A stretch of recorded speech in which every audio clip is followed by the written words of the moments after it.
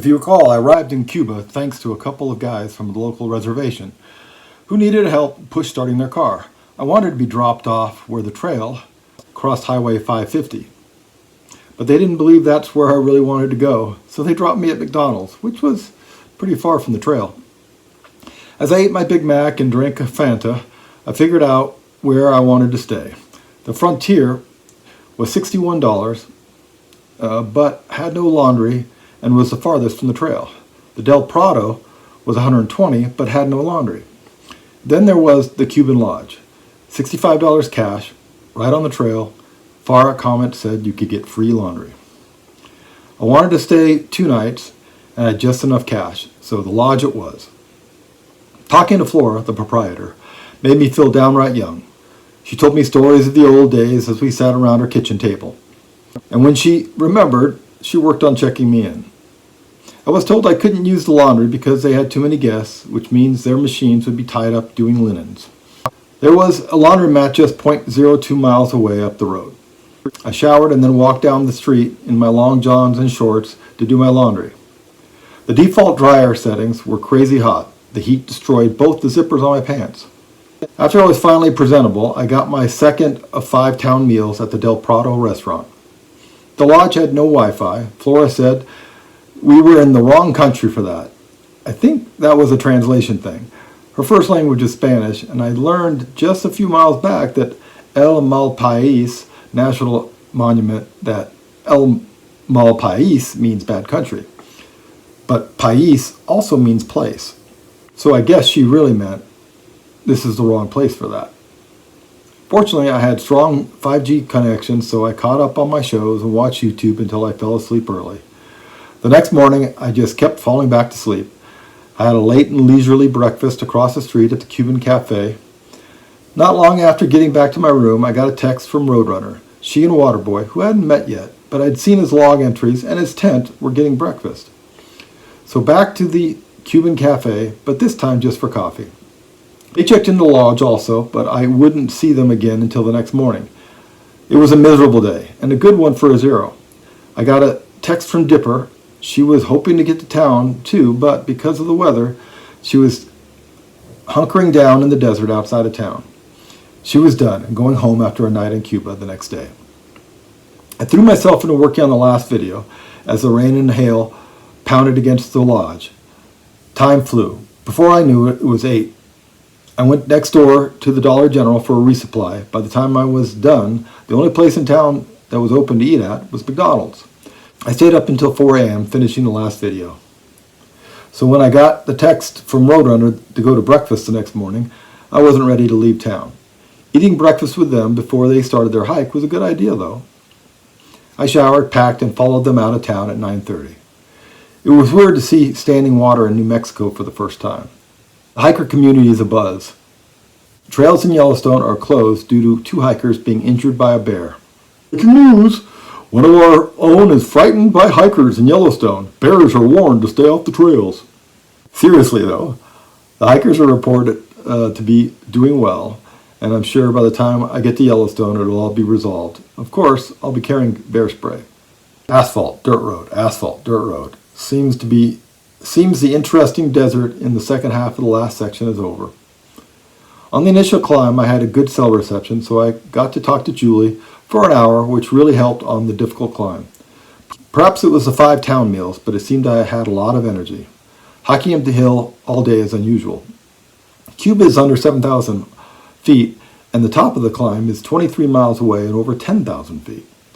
There was a little rain and hail on the way up. I thwarted it by putting on my rain jacket, so of course it stopped immediately.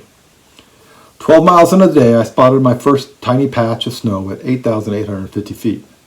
I counted the first real forest since starting the trail. There was no sign of desert plants at all.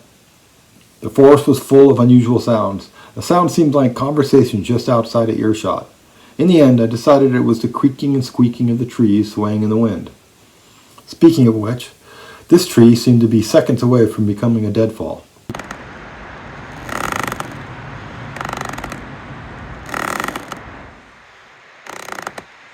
Because of the recent storm, much of the trail was muddy. Happy when the trail turned sandy so I didn't have to scrape mud off my shoes anymore. 15-mile mark, my energy faded and became a slog. At least the slope of the mountain wasn't so bad. It started snowing on and off for much of the afternoon. I put on my frog togs, but not really for the snow, but because of the wind and the cold. My puffy would have been too much with the amount of effort I was putting forth. I would have been a sweaty mess. I came to a real lake. On a warmer day, I might have been tempted to swim. Despite the weather, the robins were out in force.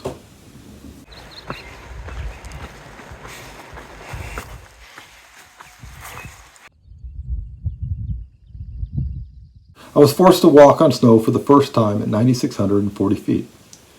It looked like Christmas. Where's Santa? I got teary-eyed here. I was suddenly overwhelmed. It felt like I was back on the PCT. These plants that look like Sierra lilies completed the homecoming. Snow-covered trail came with my first post-holing. I didn't miss that. Seems like everything I learned about the CDT so far is useless. This is all new. But like the Gila, there were water crossings where you couldn't avoid getting wet. Of course, instead of river crossings, there were meadow crossings. At one point, a herd of elk flew by, and for some reason the back half got spooked and stopped long enough for me to film them. Keeping track of the trail was easy despite the snow, thanks to Roadrunners and Waterboy's clear footprints. At 6 p.m., 20.5 miles from town and over 10,000 feet, I stopped for the night, exhausted. I put on all my clothes and got into my sleeping bag for a night where I'm sure it got down to 20 degrees. In the morning, another first, an icicle on my tent. I slept in late because it was so cold. I didn't get going until 9:15, but at least my socks had defrosted some. In the morning, the meadow crossings were easier because the water was still frozen. I was less than 2 miles from the top of the climb and end of my snowy wonderland for now. After another mile and a half, I passed where Roadrunner and Waterboy camped. It's one of the few campsites that's designated a campsite by far out. The next one isn't for another 90 miles. While I was searching for signal to call Julie, I came upon a dusky grouse. I saw plenty of grouse on the PCT, but none were as fancy as this. It took a while, but when I got a good view of the lowlands ahead, I got signal and tried walking and talking with Julie. I came to a couple of logs. They were cut and placed to give hikers a place to take a break. Something odd was sticking out of one of the logs. I immediately thought, geocache. It was called a trail log in a log by the hider. I guess not everyone notices it. Its entries were only a subset of the hikers that were ahead of me. At a creek stop to get water, I was tempted to soak my feet, but it was still early. In the heat of the day, it would have been nice to revisit this creek. I saw horny toads a couple of times this day. This one had an attitude. He was definitely giving Oscar the Grouch vibes. What a difference a day makes. I couldn't believe I was back in the desert. Towards the end of the day, I came through a high saddle that was apparently called Mesa Alta. I got to the other side around 6:30 and hadn't gone nearly as far as I wanted. I tried trail running to make up some time. When the steep downward slope ended, I gave up on that. Where it leveled out, I saw this guy kneeling in the middle of a field. I can't say if he was praying or meditating. I crawled into my tent at the latest time yet, 8:30. It was only a 23-mile day thanks to the late start. I got up and going early the next day, partly because I'd skipped breakfast in camp. I was nearly out of water. I got to the bottom of Cañada Gurul, where I could get some water and eat breakfast. The trail was horrible here. Recent fire and subsequent flooding created chaos. I had to follow the pink tape until I came to the trail crew. After that, smooth sailing to Rio Shama. The river was at the start of the Ghost Ranch alternate. Ghost Ranch was only 11 miles away. The first 7 miles was the road walk that paralleled the river. I got my soak finally. My feet are a mess, but hopefully they're deep enough so that the video doesn't get demonetized. Well, the channel doesn't have enough subscribers to be monetized, so I guess it doesn't matter. It was only 10 a.m., but it was a grueling walk.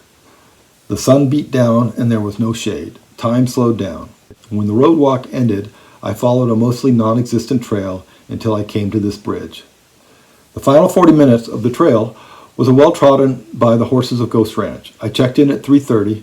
I got my resupply box that had a hole in it, but luckily I didn't lose any food. I paid for a camping spot and went looking for Roadrunner and Waterboy. Snake count. Still one. Probably. Something scurried over these dry leaves and it sounded like a rattle. Boy, did I jump. It could have been a snake, I guess, but definitely not a rattler. Trail stop checklist. Ghost Ranch. Check. The last stop in New Mexico.